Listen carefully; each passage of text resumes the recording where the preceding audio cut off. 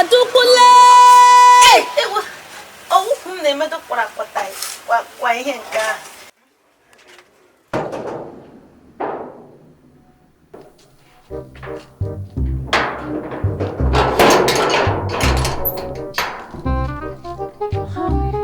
Anybody home?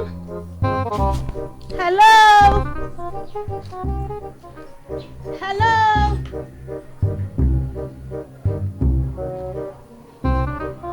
Hello?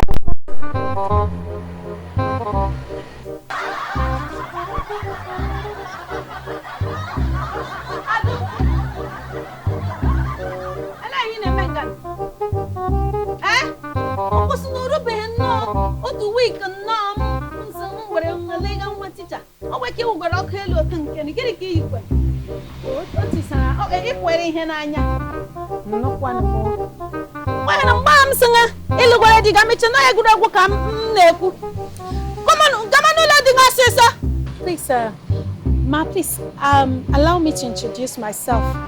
I really don't understand you. Say, Sana, Adaukwu, special class, close. Listen, Olo, and I'm an auntie. I do get a dundum gauge again. I want it and a peer in a mahun name. Bully winter box and Gamanu loading our sister.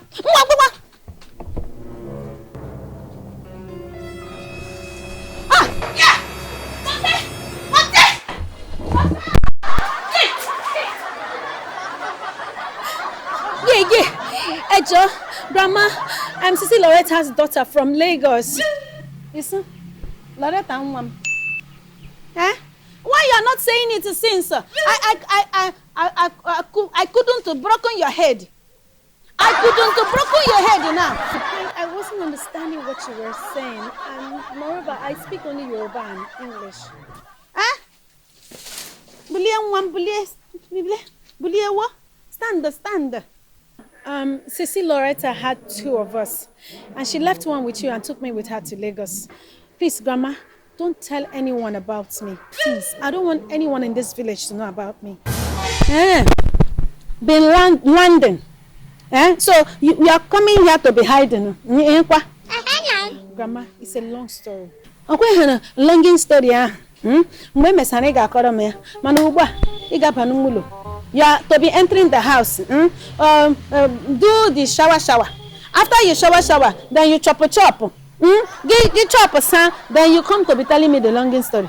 Oh, it's so good to see you, Grandma. And I've heard so much about you and my twin sister. So Adaukwu is a twins.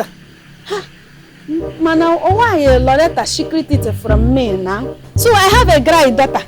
Loretta, she have come here, bringing shishi want to hold the baby.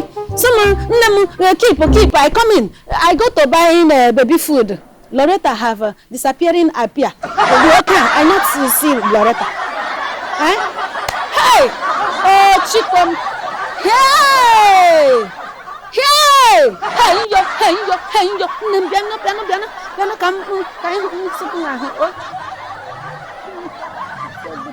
Grandma. Hey, welcome, sir. Oh, Iona, Ilono, welcome, sir. My great daughter, that the secret from me, God have bringing her. The daughter of my Prondingan daughter have been brought him back to me. So now when I kill a fowl, I kill a goat, I make a party. I make a big party. Hey! Now, I let them become. What I know? Hey! Because no luck when one melon. Hey! Chineke no what can care. Hey! And no fun. My great daughter. Great daughter. No. Iana, Mama, it's so good to see you, honestly, but please keep it low. So why are you making hands like this, like that? It's nothing, really.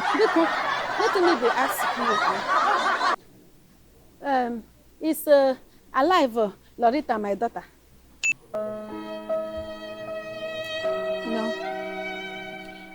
my stepmother killed her with a pistol.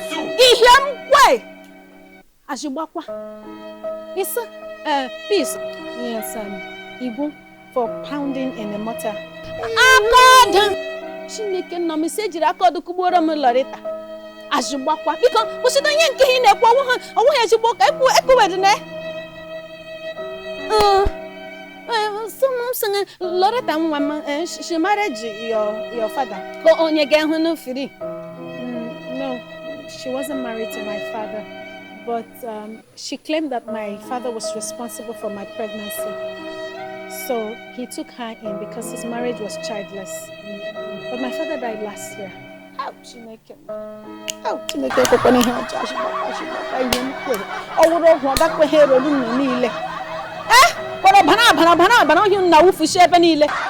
then they found out that I'm not his biological daughter because I couldn't donate blood. My mother lied. Hey, I'm Loretta say back cooling down. Loretta wants some oh she hell your jaw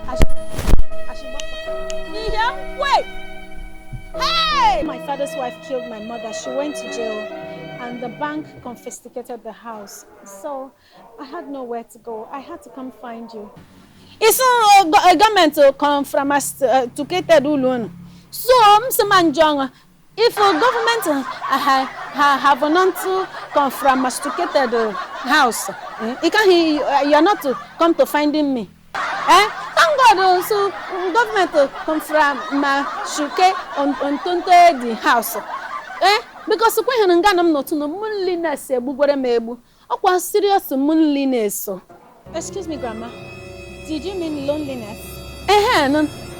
No, Mama, no, don't become too excited. Because you see, I won't stay here forever. Because I got my own plans. And moreover, you're already old. Who knows? You may even die tomorrow. Mama, how old are you again? I'm 2 years old. I'm laughing in it.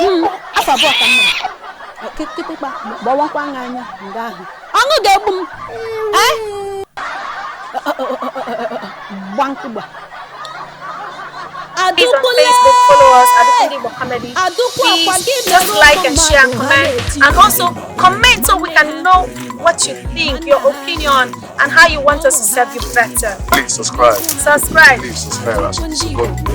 Please subscribe. Subscribe.